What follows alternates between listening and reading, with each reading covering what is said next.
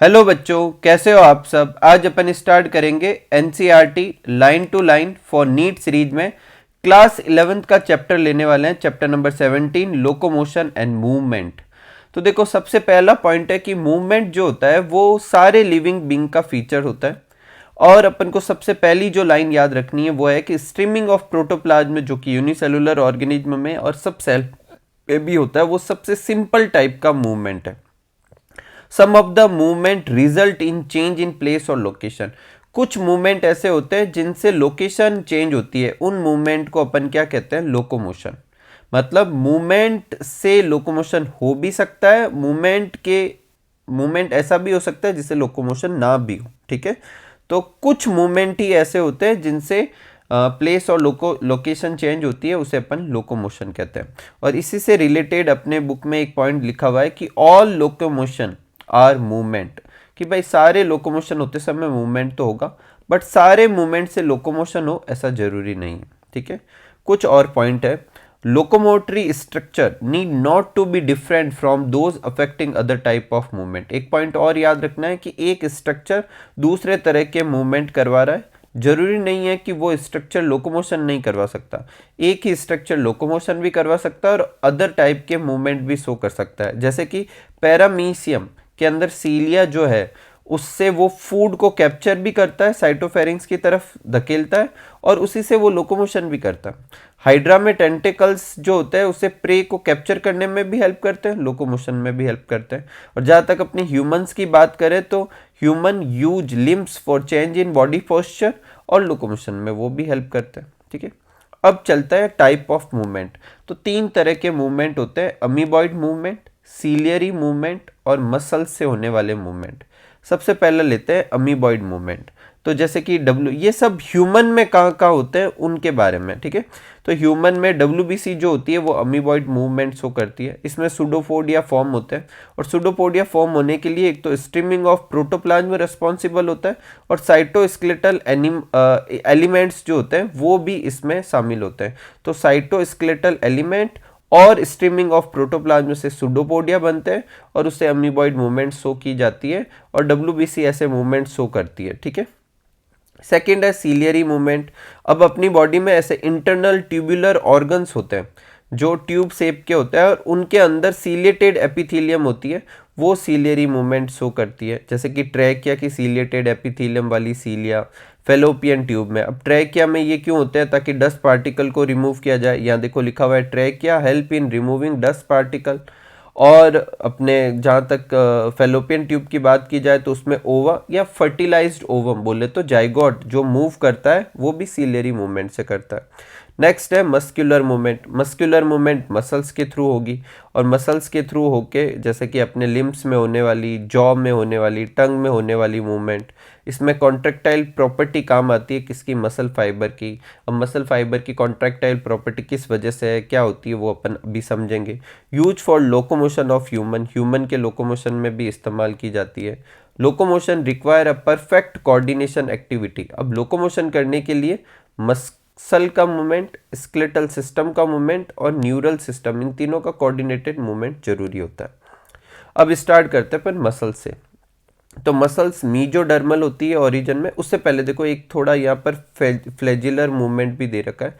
Flagellar movement जो होता है वो स्पर्मेटोजुआ में होता है। अपने स्पंज जो होते हैं उसके अंदर वाटर कैनाल सिस्टम होती है, उसमें वाटर को एक तरफ ही मूव करवाने में हेल्प करता है। Locomotion of protozoa like Euglena, ये फ्लैजिलर मूवमेंट के एग्जाम्पल है। अब मसल्स पे आते हैं। मसल्स जो होती है मीजोडर्मल होती है ओरिजिन। बॉडी वेट का 40 to 50% वेट कौन बनाती है, मसल्स बनाती है। Property excitability, contractility, extensibility, elasticity, ये सारी प्रॉपर्टी होती है किसके अंदर, मसल फाइबर के अंदर। टाइप्स तीन तरह की मसल होती है, स्केलेटल मसल, विसरल मसल जिसे स्मूथ मसल्स और कार्डियक मसल्स। ठीक है, तो इन तीनों के बीच में डिफरेंस देखते हैं। स्केलेटल मसल्स जो होती है वो वॉलेंट्री होती है, स्मूथ मसल्स नॉन वॉलेंट्री होती है, मतलब अपने विल से कंट्रोल नहीं होती। कार्डियक मसल्स भी नॉन वॉलेंट्री होती है। स्केलेटल मसल्स में फैटिग आ सकती है, इनमें फैटिग नहीं आती और ये कभी भी फैटिग नहीं शो करती। स्केलेटल मसल्स जो होती है वो सिलेंड्रिकल शेप की होती है, स्मूथ जो होती है स्पिंडल शेप की होती है, और ये भी सिलेंड्रिकल शेप की होती है। ये अनब्रांच होती है, ये भी अनब्रांच होती है, ये ब्रांच होती है। स्केलेटल मसल्स में एक से ज़्यादा न्यूक्लियाई होते हैं और सारे न्यूक्लियस पेरिफेरल रीजन में होते हैं। स्मूथ मसल्स में एक ही न्यूक्लियस होता है, सेंट्रल होता है, इसमें भी एक ही न्यूक्लियस होता है, सेंट्रल होता है। स्केलेटल मसल्स जो होती है उसमें इंटरकैलेटेड डिस्क एब्सेंट होती है, इसमें भी एब्सेंट होती है। इंटरकैलेटेड डिस्क सिर्फ और सिर्फ कार्डियक मसल्स में होती है। स्केलेटल मसल्स में डिस्टिंक्ट अल्टरनेट डार्क और लाइट बैंड होते हैं, इसमें एब्सेंट होते हैं, इसमें भी होते हैं लेकिन फेंट होते हैं, हल्के होते हैं। ठीक है, नेक्स्ट आगे चलते हैं स्ट्रक्चर ऑफ स्केलेटल मसल्स। तो एक स्केलेटल मसल्स का स्ट्रक्चर देखते हैं तो उसके अंदर बहुत सारे मसल बंडल दिखते हैं। फिर मसल बंडल में देखें तो बहुत सारे मसल फाइबर दिखते हैं जो कि एक तरह की सेल है जिसका साइटोप्लाज्म होगा, उसे अपन सार्कोप्लाज्म कहेंगे। उसके अंदर क्या होते हैं, मायोफाइब्रिल्स होते हैं, और मायोफाइब्रिल्स खुद जो होते हैं दो तरह की कॉन्ट्रेक्टाइल प्रोटीन एक्टिन और मायोसिन का बना होता है। अब इस डायग्राम में भी अपन देख पाते हैं कि ये एक पूरा मसल है जिसमें बहुत सारे मसल बंडल दिख रखे हैं, इन्हें फेसिकल्स कहते हैं और इसकी कवरिंग को फेसिया कहते हैं। इसके अंदर देखो ये छोटे छोटे और दिख रहे हैं स्ट्रक्चर जिन्हें मसल फाइबर या मसल सेल कहते हैं। उनकी जो बाउंड्री होगी उससे सार्कोलेमा, उनका जो लिक्विड होगा उससे सार्कोप्लाज्म और सार्कोप्लाज्मिक रेटिकुलम। ठीक है, उसके अंदर मतलब जो एंडोप्लाज्मिक रेटिकुलम जैसा होगा। ठीक है, अब अपन देखते हैं, देखो यहाँ पर each organise skeletal muscle in our body is made of number of muscle bundle और fascicles held together by a common collagenous connective tissue layer. मतलब उसके ऊपर कोलेजन की एक लेयर होती है जिसे फेसिया कहते हैं। ईच मसल बंडल के अंदर बहुत सारे क्या होते हैं, मसल फाइबर होते हैं। मसल फाइबर एक तरह की सेल है जिसकी बाउंड्री जो प्लाज्मा मेम्ब्रेन है उसे सार्कोलेमा कहेंगे, उसका साइटोप्लाज्म सार्कोप्लाज्म कहलाएगा। वो एक सिनसाइटियम है बोले तो, उसमें बहुत सारे न्यूक्लियस होते हैं, उसका एंडोप्लाज्मिक रेटिकुलम सार्कोप्लाज्मिक रेटिकुलम कहलाता है, जहाँ पर कैल्शियम आयन को स्टोर किया जाता है। अब इस कैल्शियम आयन की क्या इंपॉर्टेंस है अपने आप में, वो अपन आगे समझेंगे। ठीक है, इसके अंदर बहुत सारे पैरेलली अरेंज फिलामेंट होते हैं जिसे मायोफिलामेंट या मायोफाइब्रिल्स कहते हैं। ईच मायोफाइब्रिल्स के अंदर जो होते हैं अल्टरनेट डार्क और लाइट बैंड होते हैं। ठीक है, अब ये अल्टरनेट डार्क और लाइट बैंड कहाँ से आए उसको समझने के लिए अपन को ये समझना होता है कि इसके अंदर दो तरह के क्या होते हैं, कॉन्ट्रेक्टाइल प्रोटीन होती है, एक एक्टिन और एक मायोसिन। जो लाइट बैंड दिखते हैं अपन को उसमें सिर्फ आई बैंड होते हैं, अभी अपन आगे समझेंगे। और जो सॉरी अपने क्या कहते हैं, हाँ लाइट बैंड होते हैं उसे आई बैंड कहते हैं, उसमें सिर्फ एक्टिन फिलामेंट होता है। और जो डार्क बैंड होता है जिसे ए बैंड कहते हैं जिसमें एक्टिन और मायोसिन दोनों होते हैं। ठीक है, अब देखो ये ऐसे दिखता है, ये डार्क बैंड दिख रहा है, ये वापस लाइट बैंड दिख रहा है, ये लाइट बैंड, ये डार्क बैंड, ऐसे अल्टरनेट में चलते रहते हैं। अब इसको अपन और डिटेल में देखते हैं तो ये बीच वाली लाइन जो है ये जेड लाइन है। ठीक है, और जो लाइट बैंड है वो बेसिकली उससे एक्टिन फिलामेंट जुड़े हुए हैं। ठीक है, अब एक्टिन जो होते हैं वो थिन होते हैं उस वजह से लाइट दिखता है। और जो ये डार्क रीजन जो आप देख पा रहे हैं वो ए बैंड का है जिसमें एक्टिन भी है और मेनली मायोसिन पूरे होते हैं। ठीक है, एक्टिन थोड़ा थोड़ा उसका हिस्सा इसमें वो भी होता है। और इसका जो ए बैंड का जो सेंटर होता है उसे अपन क्या कहते हैं, एम लाइन कहते हैं। और एक जेड लाइन से दूसरी जेड लाइन के बीच का जो ये गैप है उसे अपन सार्कोमियर कहते हैं। वो रीजन जहाँ पर सिर्फ और सिर्फ कौन होते हैं, अपने मायोसिन ही दिख रहे हैं। देखो इसमें एक्टिन नहीं दिख रहे इस रीजन में, उसको अपन एच जोन कहते हैं। वापस रिपीट करते हैं, एक जेड लाइन एक जेड लाइन, उसके दोनों तरफ एक्टिन लिखे हुए। जिस जगह पर सिर्फ और सिर्फ एक्टिन दिख रहे उसे अपन क्या कहेंगे, आई बैंड। जिस तरफ ये उसके बाद में ये देखो ये वाला रीजन जहाँ पे थोड़ा थोड़ा एक्टिन है और बीच बीच में मायोसिन है, ये वाला कौन सा बैंड हो जाएगा, ए बैंड। और जिस जगह पर सिर्फ अपन को मायोसिन मायोसिन दिख रहे हैं उसे एच जोन कहते हैं। और इसके ठीक मिडल लाइन जो है वो अपने एम लाइन कहलाएगी। अब इसके बारे में अपने यहाँ पे भी लिखा हुआ है कि actin filament are thinner as compared to myosin filament, hence are commonly called as thin और थिक फिलामेंट। एक्टिन को थिन फिलामेंट कहते हैं, मायोसिन को थिक फिलामेंट कहते हैं। In the centre of each I band, I band किसका बना होता है, एक्टिन एक्टिन का। उसके सेंटर में एक इलास्टिक फाइबर है जो जेड लाइन कहलाती है, वो बाइसेक्ट करती है इसे। The thin filament are firmly attached to Z, मतलब एक्टिन जो होता है वो जेड से जुड़े हुए रहते हैं, थिक फिलामेंट जो होते हैं वो बीच में होते हैं और वो भी एक थिन फाइब्रस मेम्ब्रेन से, जिसे एम लाइन कहते हैं, उससे जुड़े हुए थे। ए और आई बैंड जो होते हैं वो अल्टरनेट में होते हैं। The portion of myofibril between two successive Z line, उसे अपन सार्कोमियर कहते हैं और वो फंक्शनल यूनिट होती है कॉन्ट्रैक्शन की, मसल कॉन्ट्रैक्शन की।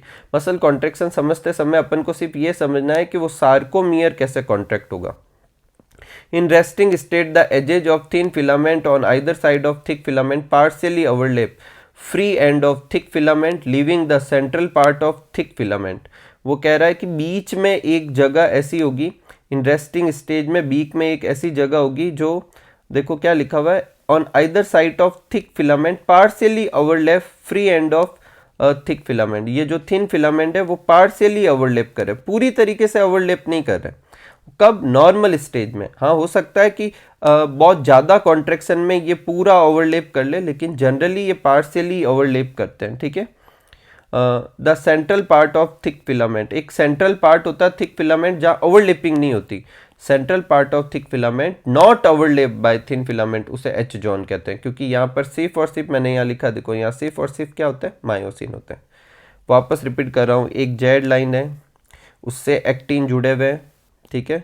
और जिस जगह पर सिर्फ आपको एक्टिन देख पा रहे हो, मायोसिन बिल्कुल नहीं है, इस रीजन को आई बैंड कहेंगे। इधर भी देखो ये इतना सा हिस्सा आई बैंड है, फिर उसके बीच का ये ए बैंड है जहाँ पर मेनली तो मायोसिन है और पार्शियली ओवरलैपिंग है किसकी, एक्टिन की। जहाँ पे सिर्फ मायोसिन है, कोई ओवरलैपिंग नहीं दिख रही, उसे एच जोन कहते हैं। उसके ठीक मिडल पोर्शन में एम लाइन है जहाँ से ये मायोसिन जुड़ा हुआ है, और एक जेड लाइन से दूसरे जेड लाइन के बीच की यूनिट को क्या कहते हैं, सार्कोमियर कहते हैं। नेक्स्ट आगे लेते हैं स्ट्रक्चर ऑफ कॉन्ट्रैक्टाइल प्रोटीन। तो देखो इसे अपन डायग्राम से ही समझ लेते हैं। ये अपने हैं किसका डायग्राम, एक्टिन फिलामेंट का। अब इस एक्टिन फिलामेंट में आप ये देख पा रहे हो, देखो एक ये एफ एक्टिन है, ये एक और एफ एक्टिन दिख रहा है, दोनों एक दूसरे को पार्स मतलब ओवरलैप कर रहे हैं।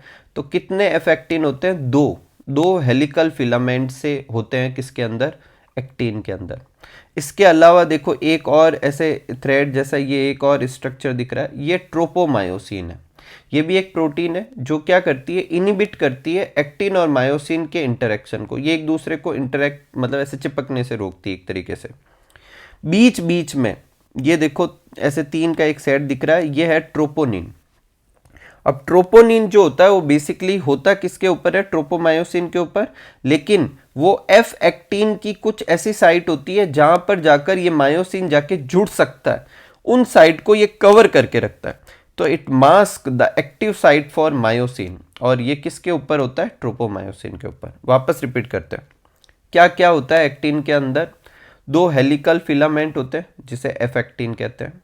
अगर वो हेलिकल फिलामेंट की बात की जाए तो वो खुद किसी से बने होते हैं जिसे जी एक्टिन, ग्लोब्यूलर एक्टिन कहते हैं। इसके अलावा एक और प्रोटीन होती है जो कि इनिबिट करती है एक्टिन और मायोसिन के इंटरेक्शन को, जिसे ट्रोपोमायोसिन कहते हैं। बीच बीच में कुछ और प्रोटीन होती है जिसे कहते हैं ट्रोपोनिन। ये मायोसिन की एक्टिव साइट को मास्क या कवर करके रखती है। जब तक ये यहाँ पर है तब तक मायोसिन यहाँ पर जाके जुड़ नहीं सकता। अब मायोसिन की बात करते हैं।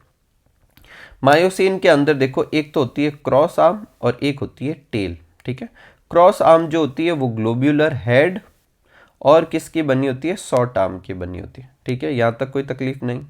अब ये मायोसिन जो है वो खुद मैरोमायोसिन से बने होते हैं। जो ग्लोब्यूलर हेड है वो हैवी मैरोमायोसिन का बना होता है, शॉर्ट आर्म जो होती है वो भी हैवी मैरोमायोसिन के बने होते हैं। तो यहाँ पर एक हैवी मैरोमायोसिन, यहाँ एक और हैवी मैरोमायोसिन, यहाँ एक और हैवी मैरोमायोसिन, या एक और, तो टोटल 4 हैवी मैरोमायोसिन से ये बना होता है। जबकि टेल जो होता है वो एक टेल लाइट मैरोमायोसिन की, और ये एक और दिख रहा है ये भी लाइट मैरोमायोसिन की। मतलब इसमें कितने मैरोमायोसिन है, 2, और वो भी लाइट। इसमें टोटल कितने हैं, 4, वो भी कौन से, हैवी, 2 हेड में और 2 शॉर्ट आर्म में। या क्रॉस आर्म में टोटल पूछे तो 4 और इधर पूछे तो टोटल 2, और टोटल कितने हो जाएंगे मायोसिन में, 6 मैरोमायोसिन हो जाएंगे। हेड जो होता है वो एक्टिन बाइंडिंग साइट रखते हैं, और जब ट्रोपोनिन हट जाएगा तो हेड जाके वहाँ पे जुड़ जाते हैं, और ये जुड़ने के लिए एटीपी का इस्तेमाल करते हैं। तो इस पे एटीपी बाइंडिंग साइट भी होती है। इधर 2 साइट है, एक एक्टिन बाइंडिंग साइट और एक एटीपी बाइंडिंग साइट। अब अपन चलते हैं मसल कॉन्ट्रैक्शन पे। तो मैकेनिज्म ऑफ मसल कॉन्ट्रैक्शन जो होता है उसे कहते हैं स्लाइडिंग फिलामेंट थ्योरी, मतलब फिलामेंट को स्लाइड किया जाएगा, which state the contraction of muscle fibre take place by the sliding of thin filament over thick filament. Thin filament thick filament के ऊपर ओवरलेप करेंगे। अब आगे बढ़ने से पहले देखो दो टर्म है, एक न्यूरोमस्कुलर जंक्शन और एक मोटर यूनिट। न्यूरोमस्कुलर जंक्शन और मोटर यूनिट में थोड़ा सा डिफरेंस है। मोटर यूनिट जो होती है उसमें एक मोटर न्यूरॉन जो कि सीएनएस की तरफ से आ रही है और उससे जुड़े हुए जितने भी मसल फाइबर का जंक्शन है उसे मोटर यूनिट कहते हैं। और अब इस जंक्शन में किसी एक जंक्शन को लेते हैं, एक मोटर न्यूरॉन और किसी एक मसल फाइबर के बीच का जो जंक्शन है उसे कहेंगे neuromuscular junction. The junction between motor neuron and sarcolemma of a single muscle fibre उसे न्यूरोमस्कुलर जंक्शन और मोटर एंड प्लेट कहते हैं। और मोटर यूनिट जो होती है वो मोटर न्यूरॉन, यहाँ पर मोटर न्यूरॉन लिखना है, ये अपन थोड़ा सा साफ कर देते हैं, ये यहाँ पे लिख देते हैं, एक मोटर न्यूरॉन और group of muscle fibre, group of muscle fibre उसे क्या कहते हैं, मोटर यूनिट। तो मसल कॉन्ट्रैक्शन जो इनिशिएट किया जाएगा ऑब्वियसली सेंट्रल नर्वस सिस्टम से किया जाएगा और किसके थ्रू, मोटर न्यूरॉन के थ्रू। अब ये दोनों यहाँ पर लिखे हुए हैं वो मैंने वापस नहीं अंडरलाइन किए। और न्यूरल सिग्नल जब न्यूरोमस्कुलर जंक्शन पे पहुंचता है तो वहाँ पे न्यूरोट्रांसमीटर रिलीज होता है। ये ठीक वैसे ही जैसे सिनेप्स होते हैं उनके बीच में गैप होता है, तो न्यूरोमस्कुलर जंक्शन भी एक तरह का सिनेप्स ही है जिसमें बीच में गैप है, तो वहाँ न्यूरोट्रांसमीटर चाहिए होंगे, तो एसिटाइल कोलिन आता है और वो एक्शन पोटेंशियल वापस जनरेट करता है किसके बीच में, सार्कोलेमा पर। और ये सार्कोलेमा पर एक्शन पोटेंशियल जो होता है अंदर स्प्रेड होता है और सार्कोप्लाज्मिक रेटिकुलम तक पहुंचता है जिसके अंदर बहुत सारे कैल्शियम आयन है। ये कैल्शियम आयन क्या करेंगे, सार्कोप्लाज्म में रिलीज हो जाएंगे। जैसे जैसे इसका लेवल बढ़ने लगेगा ट्रोपोनिन जो है वो वहाँ से हटेगा और जो मास्किंग साइट है जहाँ पर मायोसिन आके जुड़ सकता है वहाँ से वो हट जाता है, मतलब अब मायोसिन जाके जुड़ सकता है। अब मायोसिन क्या करेगा, एटीपी की एनर्जी का इस्तेमाल करेगा और जो एक्सपोज्ड एक्टिव साइट है वहाँ पर जाके क्रॉस ब्रिज बना लेगा। ठीक है, देखो ये पहले जाएगा, ये इसके ऊपर एक्टिव हो रहा है, ये इसके ऊपर जा रहा है और फिर इसको धक्का मारेगा, ये स्लाइड करेगा। ठीक है, तो इधर अटैच होने के बाद this pull the attach actin filament towards the centre of A band, A band की तरफ मूव करेगा। इसको इधर से समझ सकते हैं कि अटैच होने के बाद ये इसको इस तरफ पुश करेगा, ए बैंड की तरफ बोले तो अंदर की तरफ जाएगा। ये देखो ये बीच में इतना गैप था, अब इतना रह गया। अगर बहुत ज़्यादा कॉन्ट्रैक्ट करे तो ये ओवरलेप भी कर सकते हैं। तो किस तरफ पुश किया, एक्टिन को पुश किया। किसने पुश किया, मायोसिन ने पुश किया। किस तरफ पुश किया, ए बैंड की तरफ। The Z line attach to this actin are also pulled inward, वो जेड लाइन भी किसके की, इसका मतलब सार्कोमियर छोटा, इसे कहेंगे muscle contraction. The myosin release the ADP plus phosphate goes back into relax state, myosin वापस वहां से अलग हो जाएगा, न्यू एटीपी वहाँ जाके जुड़ेगी, वापस वो एक्टिव होगा, वापस वो जाके वहाँ क्रॉस ब्रिज बनाएगा, वापस वो क्या करेगा, उससे धक्का मारेगा। ठीक है, आगे बढ़ने से पहले देखते हैं मसल कॉन्ट्रैक्शन जब होता है तो आई बैंड छोटा होता है, एच बैंड भी छोटा होता है, लेकिन ए बैंड पे कोई फर्क नहीं पड़ता। ठीक है, जैसे कि ये इतना ए बैंड है तो अभी भी ये देखो इतना का इतना ही ए बैंड है। क्यों, क्योंकि ए बैंड वो जगह होती है जहाँ एक्टिन मायोसिन दोनों होता है, तो अभी भी एक्टिन मायोसिन दोनों है। आई बैंड वो जगह होती है जहाँ सिर्फ और सिर्फ क्या होता है, एक्टिन, वो छोटा हो जाता है। एच जोन जो है वो भी कम हो जाता है। ठीक है, हाँ तो वापस आते हैं। तो ये जो चेन मतलब ऐसे अटैच होना, फ्री होना, अटैच होना, फिर स्लाइड करना, फ्री होना, ये चलता रहता है। ये प्रोसेस कब तक कंटिन्यू होता है, जब तक आप इसको रोकते नहीं है। रोकेंगे कैसे, Ca प्लस आयन जो है उसको पंप बैक करेंगे वापस सार्कोप्लाज्मिक रेटिकुलम की सिस्टर्नी में। इससे जैसे ही कैल्शियम आयन का लेवल घटेगा वापस ट्रोपोनिन जाके मास्क कर लेगा और अब मायोसिन जाके वहाँ जुड़ नहीं सकता, इसका मतलब रिलैक्सेशन हो गया। ठीक है, एक रिपीटेड बार बार ये ऐसा होने से लैक्टिक एसिड बनने लगता है। ठीक है, और लैक्टिक एसिड की वजह से ही अपन को क्या होती है, फैटिग होती है। और लैक्टिक एसिड बनना कौन से तरीके के रेस्पिरेशन से पॉसिबल है? एनएरोबिक मोड से, ठीक है। एक मसल के अंदर रेड कलर का एक पिगमेंट होता है, जैसे ब्लड के अंदर रेड कलर का क्या होता है? हीमोग्लोबिन। मसल के अंदर होता है मायोग्लोबिन। और इसके बेसिस पर मसल्स दो तरह की होती है। पहली होती है रेड मसल्स, जिसमें मायोग्लोबिन ज़्यादा होता है, माइटोकॉन्ड्रिया के नंबर ज़्यादा होते हैं, या एरोबिक मोड ऑफ से रेस्पिरेशन होता है, सार्कोप्लाज्मिक रेटिकुलम कम होता है। सार्कोप्लाज्मिक रेटिकुलम कम होने की वजह से जो यहाँ पर कॉन्ट्रैक्शन होंगे वो स्लो होंगे, लेकिन एनर्जी काफ़ी जनरेट होती है, तो लॉन्ग पीरियड तक ये कॉन्ट्रैक्शन होंगे, लॉन्गर पीरियड तक होंगे, और कोई फैटिक भी नहीं होगी या लैक्टिक एसिड भी नहीं बनेगा। ये सब किसके बारे में? रेड। अब वाइट के बारे में देखते हैं। तो रेड में मायोग्लोबिन ज़्यादा था, वाइट में कम होता है। रेड में माइटोकॉन्ड्रिया ज़्यादा थे या कम होता है। रेड में एरोबिक होता है या एनएरोबिक। रेड में सार्कोप्लाज्मिक रेटिकुलम कम थी या ज़्यादा थी। रेड में लैक्टिक एसिड नहीं बनता या बनता है। रेड में जो कॉन्ट्रैक्शन थे वो लॉन्ग पीरियड के थे या शॉर्ट पीरियड के हैं। उसमें जल्दी थकान नहीं होती, इसमें होती है। उसमें स्लो कॉन्ट्रैक्शन होता है या फास्ट कॉन्ट्रैक्शन होता है, वो लॉन्गर ड्यूरेशन के लिए होता है, ये शॉर्ट ड्यूरेशन के लिए होता है। ये था अपने मसल के बारे में। अब देखते हैं स्केलेटल सिस्टम। तो स्केलेटल सिस्टम अपना जो होता है वो बोन और कार्टिलेज का बना होता है। अब इन दोनों में वैसे तो लगभग दोनों कनेक्टिव टिश्यू ही है, लेकिन एक की मैट्रिक्स में कैल्शियम के सॉल्ट होने की वजह से वो हार्ड मैट्रिक्स होती है, और एक के मैट्रिक्स में कॉन्ड्रियोटीन सॉल्ट होने की वजह से वो थोड़ी सी मतलब ऐसे कह सकते हैं लचीली सी होती है, ठीक है। जो न्यू बॉर्न होता है उसमें करीब 300 के आसपास बॉर्न होती है, लेकिन एडल्ट स्टेज में करीब 206, करीब क्या एग्जैक्ट 206 बॉर्न होती है, ठीक है। अब इन 206 बॉर्न को अपन दो कैटेगरी में डिवाइड कर सकते हैं, एक्सियल स्केलेटन और एपेंडिकुलर स्केलेटन। एक्सियल स्केलेटन में 80 बॉर्न होती है, एपेंडिकुलर में कितनी होती है? 126 बॉर्न। तो पहले देखते हैं कि एक्सियल स्केलेटन में कौन कौन सी बॉर्न आती है। तो उसमें एक तो आता है स्कल, जिसमें 22 बॉर्न आती है, जिसमें भी दो मेन कैटेगरी है, क्रेनियम जिसमें 8 बॉर्न होती है, फेसियल जिसमें 14 बॉर्न होती है। अब क्रेनियन में 8 बॉर्न कौन सी होती है उसको भी याद रख सकते हैं। एक मतलब तरीका है पेस्ट ऑफ, पेस से पैराइटल, ई से इथमॉइड, एस से स्फिनॉइड, टी से टेम्पोरल, ओ से ऑक्सीपिटल और एफ से फ्रंटल। सारी बॉन एक एक है, सिर्फ पैराइटल 2 होती है और टेम्पोरल 2 होती है, तो टोटल कितनी हो जाएगी? 8 बॉन हो जाएगी। फेसियल बॉन जो होती है वो अपन ने कितनी बनाई है? 14। अब 14 को याद रखने का तरीका, विन मम प्लीज।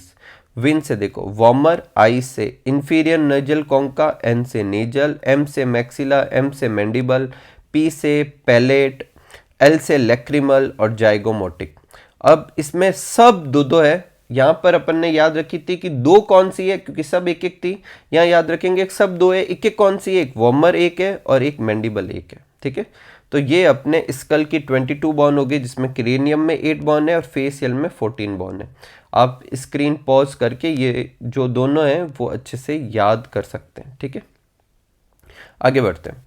एक होती है हायोइड बॉन्ड, जिसे टंग बॉन्ड कहते हैं। टंग में कोई बॉन्ड नहीं होती, लेकिन टंग इस बॉन्ड के साथ आर्टिकुलेट करती है।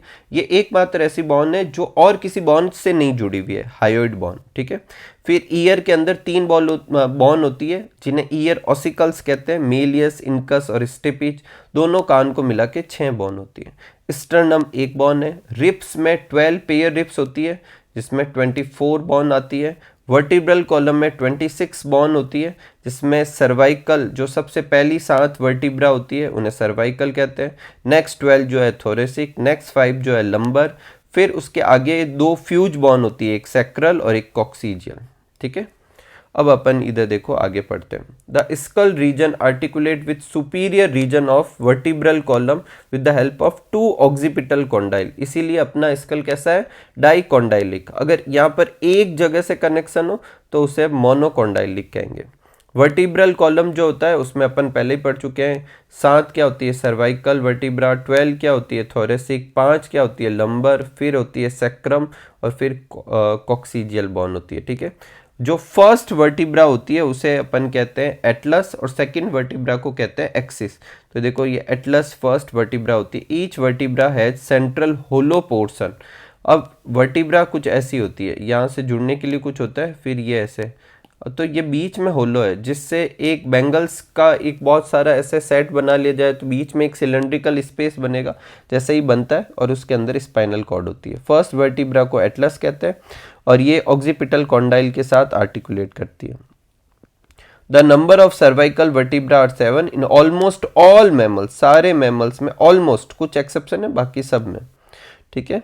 और अपन को पॉइंट क्या, रिप्स कितनी थी 12 पेयर, उसको 3 कैटेगरी में डिवाइड कर सकते हैं। देखो ज़्यादातर रिप्स पीछे से आगे की तरफ बोले तो वर्टिब्रल कॉलम और स्टर्नम के बीच में ऐसे जुड़ी हुई रहती है, एक तरफ से वर्टिब्रल कॉलम से, एक तरफ किससे जुड़ी हुई रहती है, अपने स्टर्नम से जुड़ी होती है। ऐसी 7 रिप्स होती है जिन्हें ट्रू रिप्स कहते हैं। फिर 8th 9th और 10th जो है 7th पे जाके जुड़ जाती है, इसे फॉल्स रिप्स कहते हैं। ये 3 पेयर होती है, इसे वर्टिब्रो कॉन्ड्रल रिप्स भी कहते हैं। और लास्ट 2 रिप्स सिर्फ आगे किसी से जुड़ती ही नहीं, उसे फ्लोटिंग रिप्स कहते हैं। तो 3 तरह की रिप्स हो गई, ट्रू रिप्स, फॉल्स रिप्स और फ्लोटिंग रिप्स। फॉल्स रिप्स को ही वर्टिब्रो कॉन्ड्रल रिप्स भी कहते हैं। हर रिप्स जो होती है बाइसिफेलिक होती है क्योंकि वो 2 आर्टिकुलेशन बनाती है, ठीक है। अब रिप्स जो होती है स्टर्नम पे जुड़ने के लिए, ये जो आप वाइट सा पोर्शन देख रहे हो वो हाइलिन कार्टिलेज है, हाइलिन कार्टिलेज की हेल्प से जुड़ती है। इवन 8th 9th 10th जो 7th रिप्स पे जुड़ती है वो भी हाइलिन कार्टिलेज की हेल्प से जुड़ती है। थोरेसिक वर्टिब्रा, थोरेसिक वर्टिब्रा मतलब वर्टिब्रल कॉलम की थोरेसिक वाली वर्टिब्रा, रिप्स और स्टर्नम ये सब मिलके रिप्स केज बनाते हैं, ठीक है। The bone of limbs along with their girdle, उसे अपेंडिकुलर कहते हैं। अब बात आती है गर्डल की। गर्डल में टोटल 126 बोन होती है, जिसमें 6 तो होती है, सॉरी, अपेंडिकुलर स्केलेटन में टोटल 126 बोन होती है, जिसमें से गर्डल में कितनी बोन होती है, 6 बोन होती है। लिम्स में होती है 60 बोन, 60 नहीं 120, 31 लिम्स में, 31 लिम्स में बोले तो 4 लिम्स और हाइंड लिम्स में दोनों में 2 पेयर है, तो 2 4 लिम्स में 30-30, 2 हाइंड लिम्स में 30-30, टोटल कितने हो जाएंगे 120। अब पहले गर्डल की लिम्स देखते हैं, बॉन्स देखते हैं। तो पेक्टोरियल गर्डल जो होता है उसमें हर पेक्टोरियल गर्डल में 2 बॉन होती है, एक स्केपुला और एक क्लेविकल। 2 गर्डल है तो ये 2 हो जाएगी, टोटल 4 बॉन हो जाएगी। स्केपुला जो होती है ये आप देख पा रहे हैं, देखो एक ट्रायंगुलर सी बॉन है, इसके ऊपर एक आउटग्रोथ सी होती है जिसे एक्रोमाइन कहते हैं, और उस एक्रोमाइन से क्लेविकल बॉन आगे जुड़ी हुई रहती है। यहाँ स्केपुला पर एक देखो ऐसे एक खड्डा सा दिखता है जहाँ पर ये जो बॉन है वो जाके जुड़ती है, ये अपने हाथ की ऊपर वाली बॉन है जिसे ह्यूमरस कहते हैं। तो ये जाके जहाँ आर्टिकुलेट करती है स्केपुला का वो रीजन ग्लिनोइड कैविटी कहलाता है, ठीक है। अब आते हैं पेल्विक रीजन में। देखो पेल्विक रीजन जो होता है उसमें ऐसा पूरा ये एक सेट है, ऐसी एक और बॉन होती है, इसको दोनों को कहते हैं कॉक्सल बॉन। तो टोटल कितनी बॉन है 2, लेकिन हर जो ये 2 बॉन है वो कॉक्सल बॉन इलियम, स्कियम और प्यूबिस 3 बॉन के फ्यूजन से बनती है। लेकिन अभी तो ये इन तीनों का कलेक्शन एक ही बॉन कहलाएगा क्योंकि अब ये फ्यूज हो चुकी है। तो 4 इधर 2 इधर हो गई, ठीक है। अब आते हैं लिम्स पे, पहले लिखते हैं 4 लिम्स की। तो 4 लिम्स में देखो एकदम सिंपल सा है, ये है ह्यूमरस, ठीक है। फिर है रेडियस अल्ना, उसके बाद यहाँ पे रिस्ट की बॉन आती है जिसे कहते हैं कार्पल्स, फिर हथेली की बॉन आती है जिसे कहते हैं मेटाकार्पल्स, और फिर डिजिट की बॉन आती है जिसे अपन कहते हैं फेलिंजेज।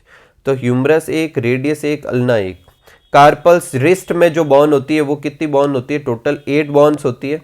पाम में जो मेटाकार्पल्स होती है वो टोटल कितनी होती है 5। फेलिंजेज में टोटल कितनी बॉन होती है 14। देखो अंगूठे को छोड़ के बाकी सारी उंगलियों में 3-3 बॉन होती है, अंगूठे में होती है 2, ठीक है। तो 14 हो गई, इस तरीके से ये 30 बॉन हो गई, दूसरे हाथ में भी 30। अब आती है हाइंड लिम्स की बारी, बोले तो पैर की बारी। इसमें देखो सबसे पहली बॉन जो है वो है फीमर, ठीक है।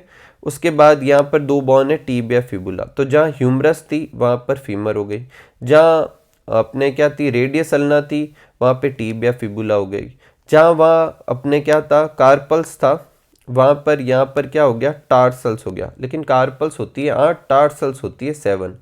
तो एक बॉन कम है, एक बॉन यहाँ एक्स्ट्रा होती है, यहाँ पर एक्स्ट्रा होती है जिसे पटेला कहते हैं, नी कैप कहते हैं। तो मैनेज हो गया बराबर। फिर वहाँ पर आगे जो होती है पाम बोन होती है जिसे मेटाकार्पल्स कहते हैं, या सोल बोन होती है जिसे मेटाटार्सल कहते हैं। डिजिट उसमें भी फेलिंजेज कहलाती है, इसमें भी फेलिंजेज, उसमें भी 12 होती है, इसमें भी 12। तो यहाँ पे मैंने लिख दिया, देखो फीमर 1, टीबिया फिबुला 1, टार्सल में 7, पटेला में 1, मेटाटार्सल में 5, फेलिंजेज में 14, इसमें भी 30 बोन होगी। अब कुछ और पॉइंट लिखते हैं। पेक्टोरियल और pelvic girdle bones help in the articulation of upper and lower limbs. Pectoral में अपर लिम्स जुड़ते हैं, पेल्विक में लोअर लिम्स जुड़ते हैं, ठीक है। स्केपुला जो होती है लार्ज ट्रायंगुलर फ्लैट बोन है, ये अपन ने पढ़ा भी था, अभी मैंने समझाया आपको। और इसकी पोजीशन याद रखनी है, ये सेकंड से 7th रिब्स के बीच में होती है, ठीक है। और the dorsal flat triangular body of scapula के ऊपर एक एलिवेटेड रिज होता है जिसे एक्रोमाइन कहते हैं, और इससे कौन आर्टिकुलेट करता है, क्लेविकल बोन। उसके जस्ट नीचे एक डिप्रेशन होता है जिसे ग्लिनोइड कैविटी कहते हैं, जिसके साथ अपने ह्यूमरस जो होती है उसका हेड जो होता है वो आर्टिकुलेट करता है। क्लेविकल बोन को कॉलर बोन भी कहते हैं, ठीक है। नेक्स्ट, ईच कॉक्सल बॉन, जो हर कॉक्सल बॉन जो होती है वो 3 बॉन के फ्यूजन से बनती है, इलियम, स्कियम और प्यूबिस, ठीक है। और इसके यहाँ पर ये जहाँ पर फीमर इधर जाके जुड़ती है उस जगह को, जैसे ऊपर वाली जगह को ग्लिनोइड कैविटी कहते हैं, इस जगह को कहते हैं एसिटेबुलम, ठीक है। और दोनों जो कॉक्सल बॉन जो होती है वो आपस में प्यूबिक वाली जगह पर क्या करती है, जुड़ती है, और वहाँ पर जंक्शन जो होता है उसे कहते हैं प्यूबिक सिम्फाइसिस, जो कि एक फाइब्रस कार्टिलेजिनस कनेक्शन है, ठीक है, दोनों के बीच में। नेक्स्ट है जॉइंट। जॉइंट इसलिए ज़रूरी होता है जहाँ बॉन जुड़ती है वहाँ जॉइंट होते हैं। अब कुछ जॉइंट जो होते हैं मूवमेंट बिल्कुल अलाउ नहीं करते, कुछ थोड़ा बहुत अलाउ करते हैं, कुछ बहुत ज़्यादा करते हैं। उसके बेसिस पर जॉइंट 3 तरह के होते हैं, फाइब्रस, कार्टिलेजिनस और सिनोवियल। फाइब्रस जो होते हैं बिल्कुल मूवमेंट अलाउ नहीं करते, कार्टिलेजिनस जो होते हैं लिमिटेड मूवमेंट अलाउ करते हैं, और सिनोवियल जो होते हैं वो considerable amount of movement allow करते हैं। फाइब्रस जो होता है वो डेंस फाइब्रस कनेक्टिव टिश्यू का बना होता है। जैसे क्रेनियम की जो बॉन होती है वो आपस में जुड़ी हुई रहती है, ऐसे जिगजैग आपने देखा होगा, जिन्हें सचर्स कहते हैं, ठीक है। वो फाइब्रस जॉइंट और बिल्कुल मूवमेंट नहीं होता। कार्टिलेजिनस का एग्जाम्पल देखना है तो जो वर्टिब्रा, एक वर्टिब्रा दूसरे वर्टिब्रा के बीच में जो जॉइंट होता है उसे अपन क्या कहते हैं, कार्टिलेजिनस, और ये कार्टिलेज की हेल्प से जुड़ता है, थोड़ा बहुत मूवमेंट होता है। सिनोवियल, इसमें एक फ्लूइड कैविटी होती है जिसमें फ्लूइड भी होता है, और वो क्या करता है, फ्रिक्शन से बचाता है जब मूवमेंट होता है तो, ठीक है। अब सिनोवियल जॉइंट जो होते हैं अलग अलग तरह के होते हैं, जैसे ह्यूमरस और पेक्टोरियल गर्डल के बीच में होता है बॉल और सॉकेट, ठीक है। नी जॉइंट जो होता है वो होता है हिंज जॉइंट। जो एटलस और एक्सिस, देखो इन दो वर्टिब्रा के बीच में जो होता है उसे पाइवॉइड जॉइंट कहते हैं, और बाकी वर्टिब्रा के बीच में जो होता है वो कार्टिलेजिनस जॉइंट होता है। ग्लाइंडिंग जॉइंट होता है किसके बीच में, कार्पल्स के बीच में। सैडल जॉइंट होता है किसके बीच में, कार्पल्स और मेटाकार्पल्स के बीच में, वो भी मेटाकार्पल किसकी, थंब की। फेलिंजेज जो होता है उसके बीच में हिंज जॉइंट होता है। ये मैं इसलिए लिखा रहा हूँ, अपनी इसी बुक में पीछे कुछ क्वेश्चन है, देखो मैं आपको पहले ही करवा देता हूँ। देखो ये जॉइंट के बारे में है। एटलस और एक्सिस के बीच में pivot joint, carpal metacarpal of thumb के बीच में सैडल जॉइंट। देखो लिखा हुआ बिटवीन फेलिंजेज, ये उधर नहीं लिखा हुआ तो हिंज जॉइंट। फीमर और एसिटेबुलम के बीच में, ये भी ऊपर नहीं लिखा हुआ, ये भी बॉल और सॉकेट ही होता है, जैसे कि ग्लिनोइड कैविटी में बॉल और सॉकेट होता है। बिटवीन क्रेनियल बॉन, उसे सच्चर कहते हैं। Between pubic bone of pelvic girdle, cartilaginous joint होता है, प्यूबिक सिम्फाइसिस का बना होता है, ठीक है। नेक्स्ट अपन वापस आ जाते हैं टॉपिक पे। लास्ट टॉपिक है डिसऑर्डर। पहली जो ये डिजीज है ये बेसिकली एक न्यूरोमस्कुलर जंक्शन में डिसऑर्डर की वजह से होती है, जिसमें फैटिग होती है, वीकनेस होती है, पैरालिसिस भी हो सकता है। दूसरी है मस्कुलर डिस्ट्रॉफी, ये जो होती है स्केलेटल मसल्स धीरे धीरे डीजनरेट होने लगती है, ये भी एक जेनेटिक बीमारी है। मायोटोनिक डिस्ट्रॉफी करके अपने 12th की एनसीईआरटी है, उसमें जो जेनेटिक डिजीज है उस पर जहाँ पेडिग्री का चार्ट है उसके नीचे लेबलिंग में एक बीमारी दे रखी है मायोटोनिक डिस्ट्रॉफी, जो कि एक तरह की डोमिनेंट डिसऑर्डर है। जनरली डिसऑर्डर कैसे होते हैं, रिसेसिव। टिटनी जो भी आप रीड करो, इसके अंदर क्या होता है, ज़्यादा ही कॉन्ट्रैक्शन होते हैं और मतलब वाइल्ड कॉन्ट्रैक्शन हो जाएंगे, ऐसे जकड़न सी होती है, ज़्यादा क्या होते हैं, जकड़न सी होती है कॉन्ट्रैक्शन होते समय। और ये किसकी वजह से होता है, क्योंकि कैल्शियम आयन की कमी हो जाती है बॉडी फ्लूइड में। ऑर्थराइटिस जो होता है, ऑर्थराइटिस ITIS वर्ड आए तो इन्फ्लामेशन, ऑर्थराइटिस मतलब जॉइंट में इन्फ्लामेशन। ऑस्टियोपोरोसिस ये आप में किसी डिसऑर्डर की वजह से भी हो सकती है, और एक बढ़ती उम्र के साथ बोन के अंदर कैल्शियम के लेवल डिक्रीज होने की वजह से भी हो सकता है।